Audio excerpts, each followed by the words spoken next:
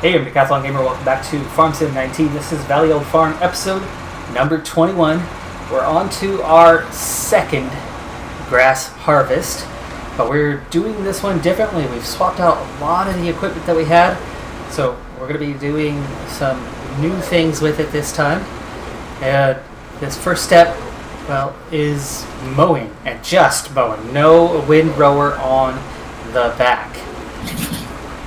We've turned a 3-step process into a 4-step process, but we are hoping that this is going to be significantly quicker than it was last time, because a couple of the steps of the process were needlessly complicated, quite complicated, and slowed us down quite a bit. So we're hoping to expedite that process, and we're seeing this first one.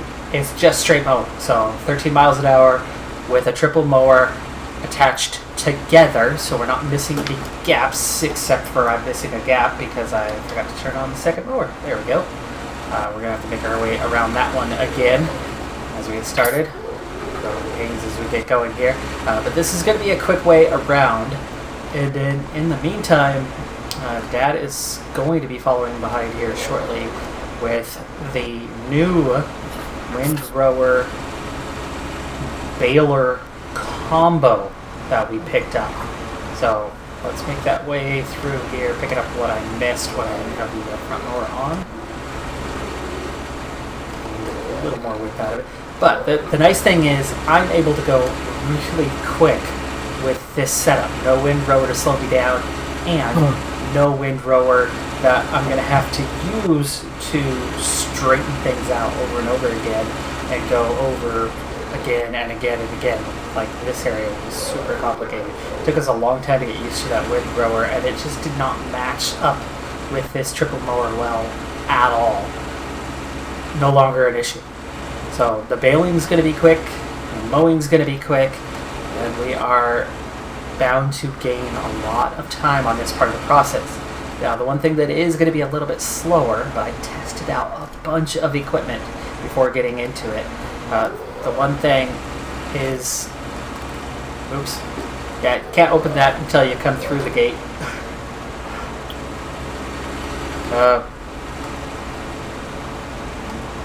The one thing that is going to take us a while, and it's the one part I worry about, but like I said, I tested equipment, lots of equipment, is the wrapping of the bales. So the bale wrapping is going to take a little bit of time, but I got the quickest one available. The quickest auto trailer. So really spent some time figuring out what was going to work best. With that done, let's get to it. So I'm already on the mowing, and you can see we're quickly making our way through this. The mowing job is quite easy, and it's not hard to get ahead and stay ahead of the windrower baler that is by itself pretty quick and much wider.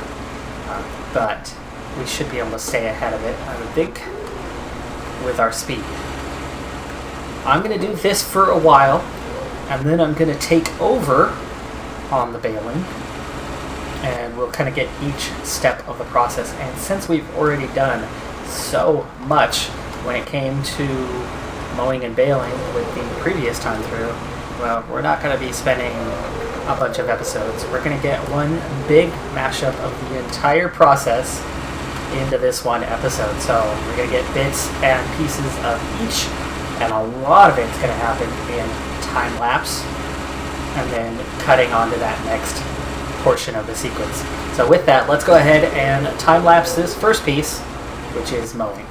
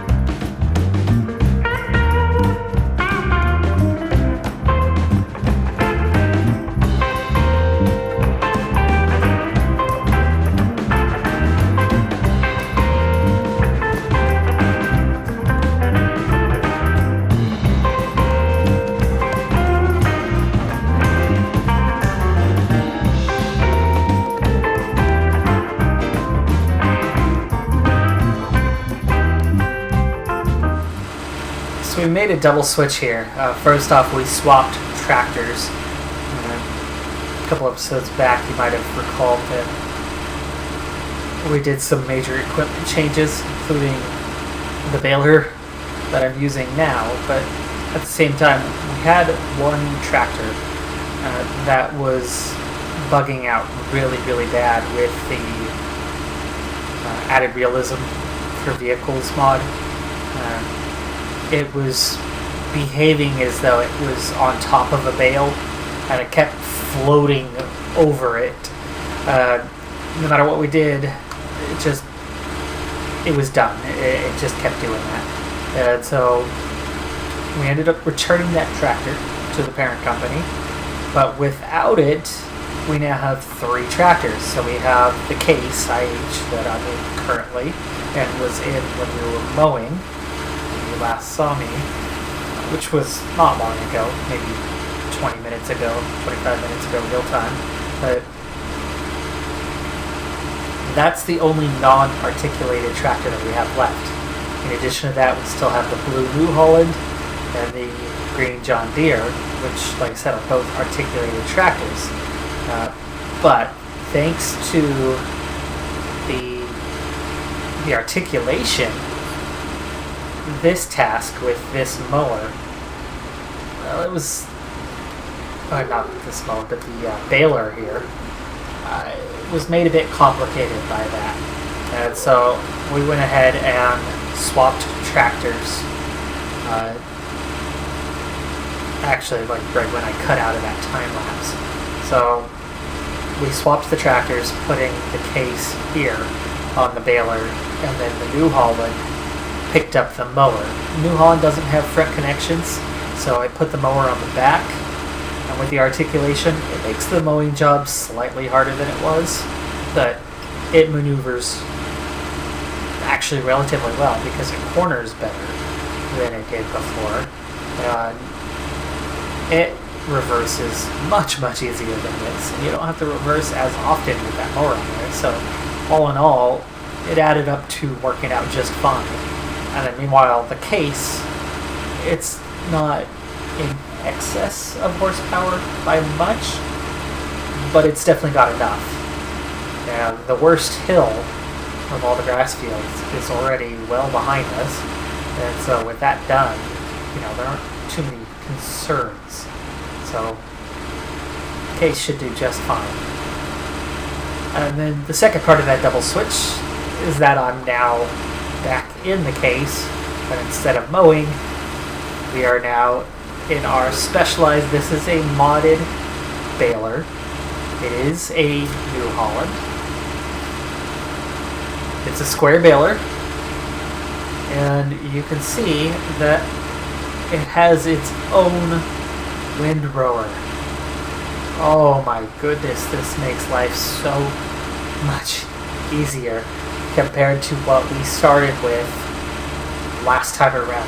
Okay, let me just give you a couple stats for reference so you can tell just how much easier life is for us than what it was previously. Okay, where we're at right now, this is field 60. This is the field just to the south of the farm. Now, we've followed the same order in which we mowed, raked, baled, as we did the first time. Same sequence of fields. Okay. At this point, mowing wise, with the rake on the rear end, we're a good 2.5 hours to 3 hours into that process. Baling, where we're located right now, baling, this is probably 4+ hours into that process, real time. Right now we are an hour and 20 minutes in. Huge difference, right? The mowing is cut down by hour and a quarter. Same mower, but with that windrower that we had and the complications that that windrower provided, it slowed us down by quite a bit. In comparison, we were probably 60% of the speed at which we're at now, operating speed. So one, that rake slowed it down, so we weren't doing the 13 miles an hour that we're able to do currently. And two, just having to go over things again and again and again came with its own, set of challenges. Go bale dodging at the moment. Back online. So that saved time. But the baling, massive difference. Having the windrower on it, for one thing, is making the bale job really easy. Switching to a square baler with the direct feeder is making a massive difference. So time has been saved. Now the only thing though is we went from a 3-step process where we mowed and raked, step 1, step 2, bale and wrap, step 3, pick it up and transport it. And I guess, okay, you could say step 4, wait 3 days and sell it. If you're adding that 4th step in, then this time we're on to a 5-step process. So we have added a step. What that extra step is right after this. This baler, this is where we're saving that ton of time. I mean, like I said, we're at probably a quarter of the time we were. So just massive improvement. But this is just dropping bales. It's not wrapping them. So we will have to go through with a bale wrapper to wrap the bales. And that will take additional time. So it's not all gains. There are some losses out there. And we'll see how it is when we get to that part of the process. It is going to cost us some time. But at this point, you're gaining numerous hours and we've still got a ways to go, and that game is going to get larger and larger. You may have noticed that we are actually on the same day still as the cereal harvest. So when we started harvesting wheat, and then we went and harvested barley and oats off camera, that was all still day 5, midsummer. So it's 7:30 now, and we're definitely not going to be able to do this all night. It's going to get too dark, and we're going to have to shut it down at some point and finish up in the morning. Whatever the case may be with that, this is all still the same day. So we have done a lot of work on this physical game day. And we continue, and we're going to keep on pushing for that next hour or so at least, where we have the light.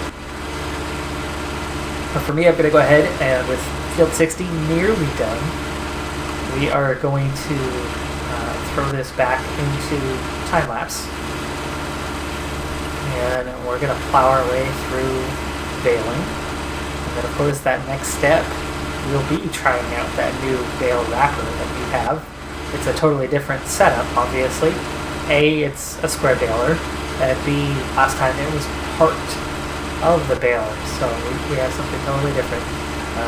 And I tested out numerous bale wrappers to find the one that is the quickest.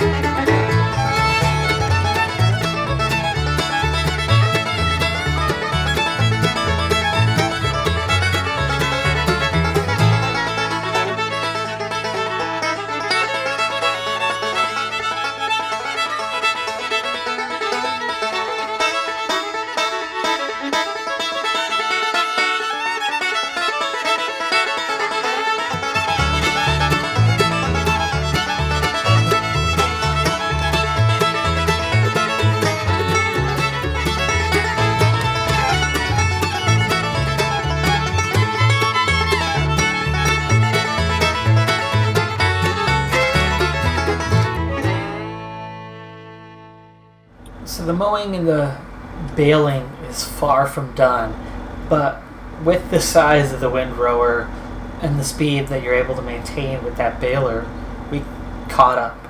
And so we got to the point where we were not being as efficient as we could be.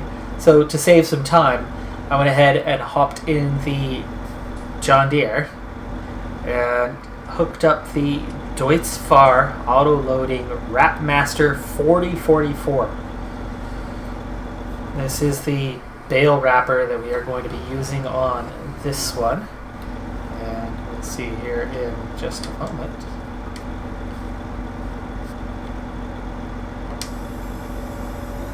How it works. See that it expands out. It hooks off to the right a little bit. For some tractors that's going to be an issue. I think here for the John Deere it shouldn't be too bad, but let's see if we can get it in. It's not the easiest thing to load up. You can see it'll hook up a bale itself. Bring it on in, and we've got this nice bright blue wrap so that when it comes time to come along with the trailer to pick them up, it's going to be quite easy to find the bales. That's it. Does it completely on its own. However, it's up to me to unload the bale and line us up for the next one. See, there is a bit of a hitbox. It'll pick them up somewhat, but not completely. There we go. And like I said, I searched long and hard for a bale wrapper that was going to be the quickest. And this one is about 1.5 seconds to 2 seconds per bale faster than the stock one that you have in game.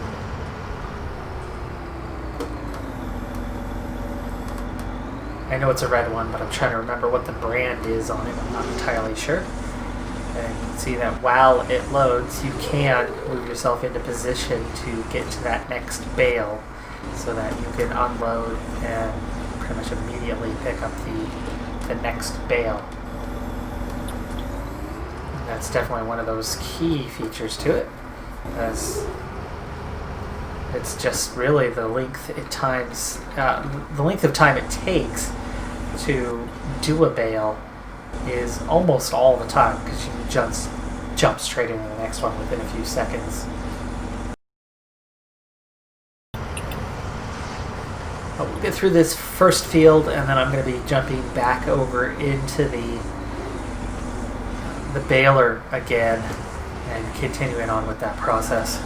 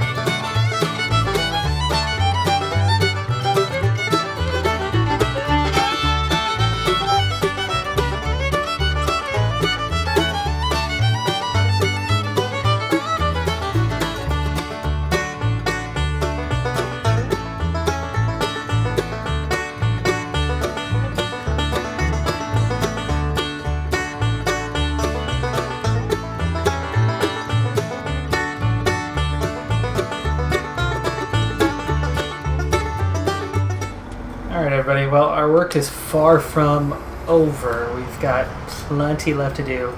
There's still a little bit of mowing to do. There's still plenty of baling to do. But we're definitely on the backside of those two tasks.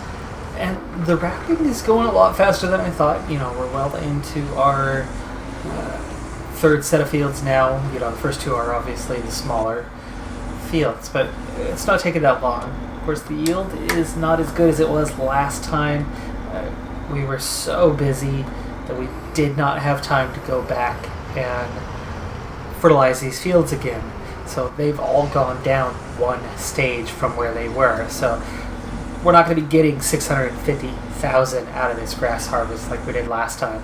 But we should still be well above 400,000, maybe even close to 500,000. I'm trying to remember what one round of fertilization does as a bonus. It's 20%, 25%, something like that. So, I mean, it's going to cut our funds by that much, but whatever that amount is. And that is making the process a little bit easier on the bale wrapping and picking those up and eventually selling them, as we won't have quite as many to get through. But it's still time consuming. But like I said, it's much less time consuming than before. We definitely made the right setup choices this time around. It's still 93 degrees, but that temperature is dropping pretty quick because, as you can see, it is very much dusk. It's 8:45 in the evening.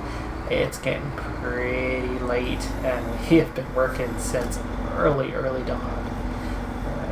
About 6:30 anyway.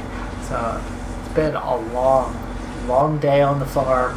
But that's going to do it for this day, for this episode on Decathlon Gamer. Thanks for tuning in. Be sure to hit that like button, and I'll see you next time. Have a good one. Be safe out there. And bye for now.